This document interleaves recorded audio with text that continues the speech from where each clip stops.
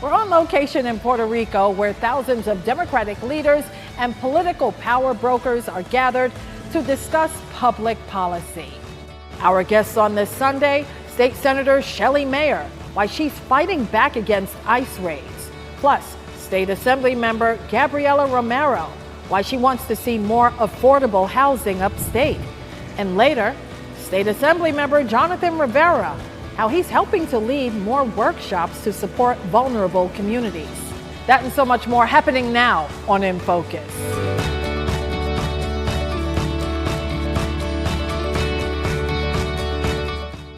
Let's begin today's conversation with State Senator Shelley Mayer, who represents Westchester. Good to see you in Puerto Rico. It's a pleasure to be here. Thank you for having me. It's a pleasure to have you. And Senator, one issue that you're really passionate about is what's happening with ICE and the raids that are happening not only in Westchester, but all across the state.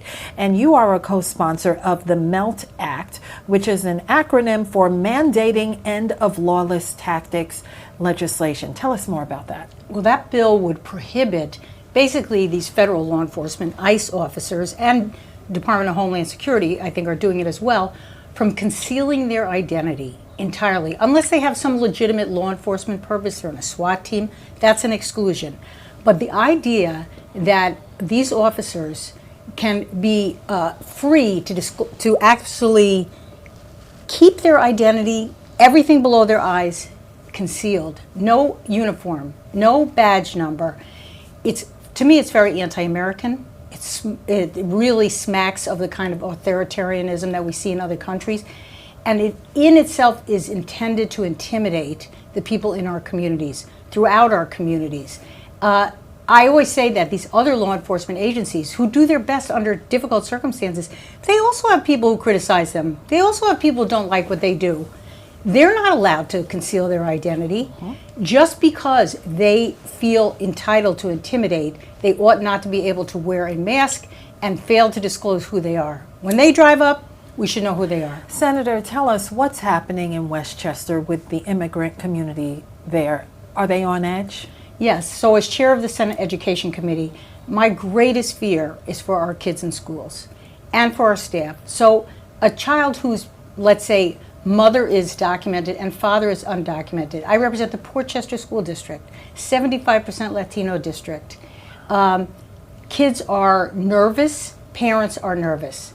How is it that schools are not a sacred place? You go to school, first place, every school has the obligation under the Constitution to educate every child. Not to ask their immigration status, that kid appears, sign them up to school. And we want every kid to be educated. But we don't want kids to be afraid, staff to be afraid, and parents to be afraid. Right, and many parents are afraid to send their children to school, right? Or pick them up, or make plans for when they might get home and mom is not there because she got taken.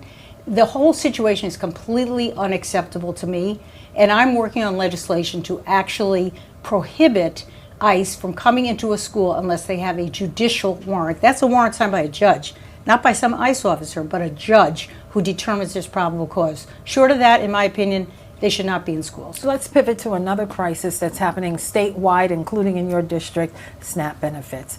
Many families are worried about where their next meal is coming from. Talk to us about what you would like to do this next legislative session in January about that hunger crisis. Well, I just convened a press conference in Westchester. All the local and state and national folks to urge that the government find the money, which they are obligated to do. And even after a court decided that they should pay what is owed under SNAP benefits, the president has indicated he's going to disregard that or he's going to do it slowly. As a practical matter, SNAP is a lifeline largely for children, disabled people, veterans, and those with the lowest incomes. We are not talking about people who have the money to buy other things. Food is incredibly expensive. Everyone knows that. These SNAP benefits provide a way to supplement what money you have to buy groceries. So one, as you said, Cheryl, our pantries are running out of money. People are ineligible for SNAP benefits based on their documented status already. They've imposed higher work requirements on SNAP.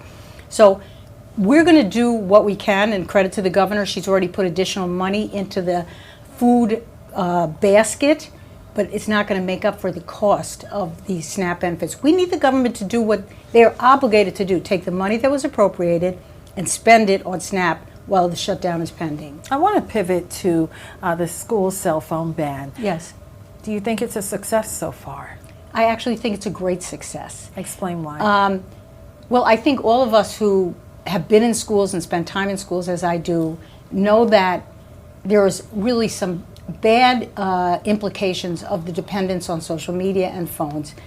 Look at us adults. We're equally addicted to our phones. But for kids, to look down during class, to look down during lunch, to not in the halls say, hello, how are you? Or I saw what you did yesterday, or whatever kids do, that has really, really hurt our kids both academically and socially. And I care about the social part as much as the other part, because school is really the safe, best place for children to learn to grow up. And that wasn't happening. So this cell phone ban, I was there on day one in Yonkers when they took the phones away from the high school students. It was traumatic. But that being said, I think both teachers, parents, and kids have acknowledged it's been very successful so far. Yeah, lastly, what are you learning from your colleagues here at Somos? This is a very impressive gathering of more than 3,000 people, and all of you are talking public policy, and there's some wheeling and dealing going on as well. And what impact has this had on you? Well, I think for me, that represents a community that's currently 20% Latino. My prior assembly district was about 40% Latino. These issues of what the federal government is doing towards our immigrant communities, including those that are documented, by the way, who get picked up, is priority number one. And I believe the legislature and the governor should do everything within our power to push back hard against this federal administration and protect our neighbors. After all, we are a nation largely of immigrants, and some people seem to have forgotten their immigrant history. But that being said, it's our obligation as public officials, in my opinion, to fight back and to do so on behalf of all the people who live in our communities. State Senator Shelley Mayer of Westchester, thank you. Thank you very much.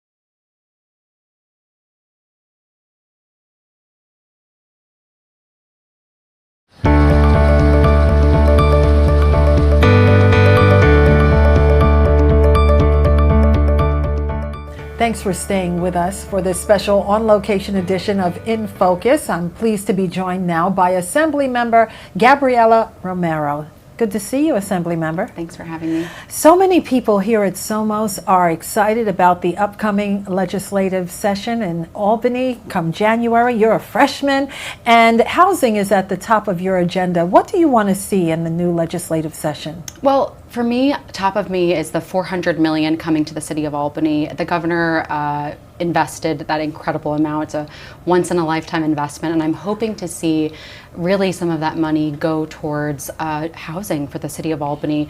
200 of that is for the 1 mile radius of the Capitol, and I'm hoping some of those projects bring housing to our city, which is so desperately needed. Sure, and why is it desperately needed? Give us a sense of the housing crisis, especially with homeless individuals in Albany. Multifaceted, right? There's obviously a homeless issue, but there's also just the fact that we need more housing, and there's the fact that rents are going up at astronomical prices. So many different ways to address that issue. I'm hoping to see maybe more mixed-use housing. I'm hoping to see, I would actually love to see more Mitchell-Lama housing, which there's actually, people don't know about this. We have a Mitchell-Lama building in Albany, which is something you kind of only really see downstate. Right. I want to see more different types of housing. I want to think outside the box. We have a new mayor coming to the city of Albany, the first Black mayor in Albany. We need to start thinking creatively to address this housing crisis, and I think that 200 of the 400 million is something that really we can use to think creatively. You're also concerned about the mental health crisis in New York State, and what's your message to the new mayor of Albany as it relates to that? Well, in this last budget, we changed our involuntary commitment laws, which was something that sparked a lot of conversation. I myself was actually at first not in support of it, but after a lot of conversations, both with NAMI and frankly with the advocates, coming from a public defender background, I never want to criminalize mental illness, but I realized that people with mental health issues getting direct access to treatment that they needed before it becomes criminalized is something that actually could be helpful for people that need treatment really desperately. So hoping to see with this involuntary commitment modification some helpful injection of positive treatment for people that are at most need of mental health treatment. Hoping to see that really in Albany maybe this upcoming year, as soon as this year actually. And then I'm hoping maybe next year that we see as well some beds open up. I'm hoping that we see a change in the way that we actually address our mental health crisis. Yeah, let's pivot and talk about Raise the Age. There's been a lot of talk about changes throughout New York State, and you've indicated that you're open to some changes as it relates to Raise the Age. Elaborate on that for us. Definitely. I'm open to some changes, especially as it relates to the financial aspect of Raise the Age. I've been talking to every single entity in my district as it relates to Raise the Age, probation, police, nonprofits, every single aspect, and people across the board are consistent that the funding mechanism for Raise the Age is broken. And as I continue that conversation and I expand beyond the 109th Assembly District, I talk to my members in the Black and Hispanic Caucus, I talk to my members, I talk to my colleagues across New York State, people agree the funding mechanism is broken. Can you be more specific? What does that mean? Correct. So the way that the Raise the Age was created was so that nonprofits and people that are doing work on the ground to help youth not get involved in violent acts. The way that Raise the Age is supposed to work is that these nonprofits are supposed to be getting immediate access to funds. When a child commits a violent act and they go into court, they're supposed to be inundated with resources. They're supposed to be so inundated with resources that they don't commit an additional crime. But the reality is that the nonprofits and the organizations that are supposed to be the ones inundating the child with resources are not getting access to the funds that they need because of the way that the not only reimbursable grant process works, but the structure right now of the Raise the Age mechanism in general. So we need to change that. We need to not only change the reimbursable grant process, but we need to make it easier for the nonprofits, cut the red tape, make sure that they can get that funds easier, quicker, and possibly just in smaller amounts. I think that's just the way that needs to happen. Right. Because we're failing our children. That's the reality. Yeah, and as a freshman, you're seeing, now you have a chance to do something about it, right? In the legislature. Yeah, absolutely. And I think I come with many years of lived experience as a public defender. So I've seen the real impact of what happens when you care about a client and you do that intense mitigative work. I'm hoping that if we do address Raise the Age next year, that financial concepts are at the forefront. Anyone that comes to me with a data point, it's negated, because the reality is that the financial aspect is already broken. So if you're saying that there's an issue with Raise the Age, I would love to talk to you about it, but the reality is that it's not getting funded properly. However, I also just want to say that the data is saying that there is actually not a massive increase in youth crime across New York State. So I would just love to see that data though. Okay, well, enjoy your time here at Somos. I know so many of you are collaborating and talking about those very issues. Absolutely. So Assemblymember Gabriella Romero, appreciate your time. Thanks for having me. Thank you.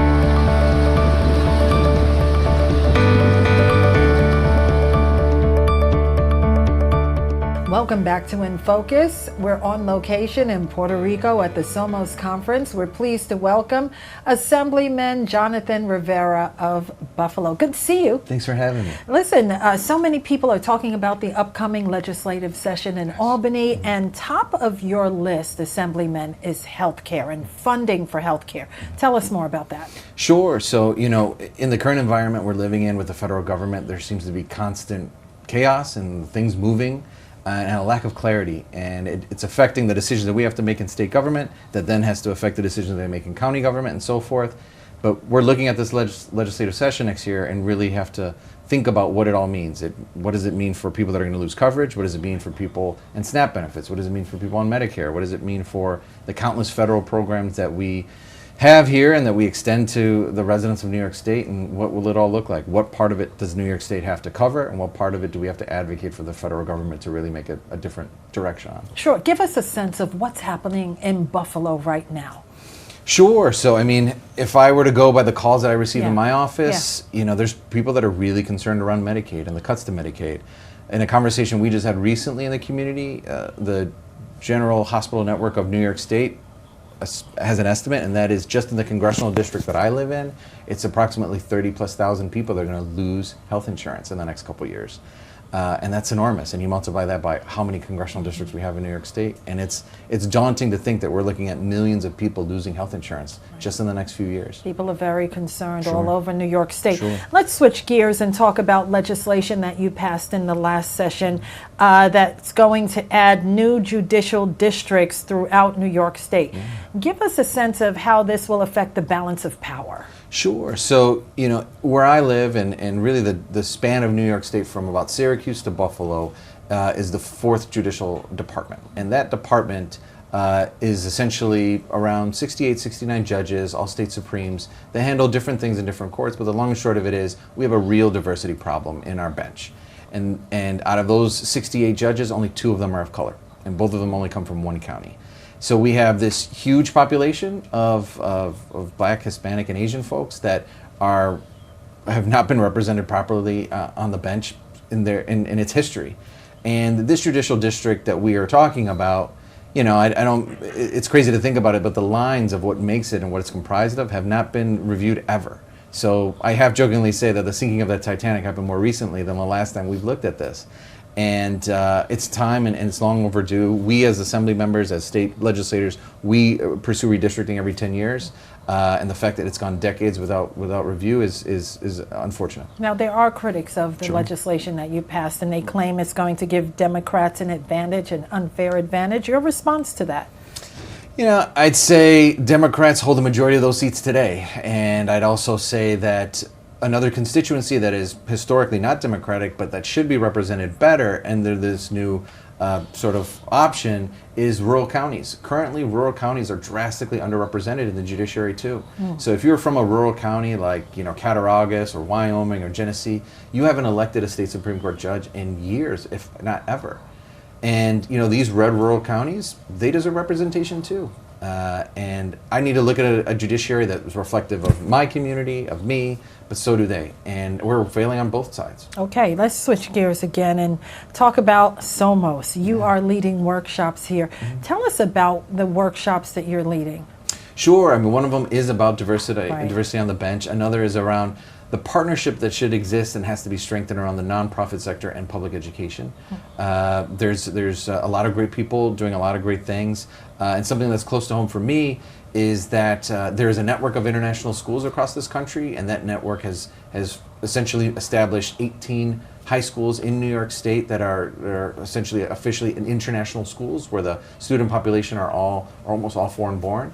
And all of them are located in New York City except for one, and that's in my district in Buffalo. Lafayette High School, they speak 45 different languages there, and that's in Buffalo. And I know that there's similar populations in Rochester and in Utica and in Syracuse and in Albany. And we're leaving an entire generation of kids behind because we're not focusing on the needs that they have. Right. Are there enough services for English language learners in Buffalo? Well, it's an uphill climb just to have certified bilingual educators, period, across the state. Really, it's an uphill climb when it's 45%. Yeah. I mean, what we're doing now is, and we have this an additional proposal that sort of connects to this, is we're looking to invest in our colleges and universities that can certify and train more bilingual educators because we are really short on it. There's a shortage of teachers in general in New York State, but specifically bilingual educators, we're really at a loss, and there's a growing need for it, certainly. So what's being done about it? That's why you're here, right? To draw attention to it. Yeah. I mean, in the state budget process, when we should be talking about the progress that we should be making, we're instead sort of stuck on this, what are we doing about the federal government? But regardless, we have to invest in the things that are going to move the needle for our communities and our kids, and investing in public education is no better investment. I want to close with a pet project of yours, the Dolly Parton Imagination Library. It's a nationwide initiative, and you helped bring it to your district. I did, yeah. So as a dad now of a 7-year-old, you learn firsthand how reading is so important. And then you hear statistics of where literacy is among communities of color especially, and there's just more that has to be done. So the Dolly Parton Imagination Library is an organization that has been doing this for many years, but the long and short of it is, regardless of income or where you live, if you reside in an area that's covered by this, you're able to register your child until the age of 5 to have a free book delivered to your home every month. And anything that we can do to move the needle on literacy and giving to families is just something we should do. So the majority of the zip codes in my county are not covered, but I made the initial investment to cover the districts that I represent. Okay, well, that's a great thing. Thank you. Buffalo Assemblymember Jonathan Rivera, thank you. Thank you. Thanks for watching In Focus. I'm Cheryl Wills, on location in Puerto Rico at the Somos Conference. Have a great day.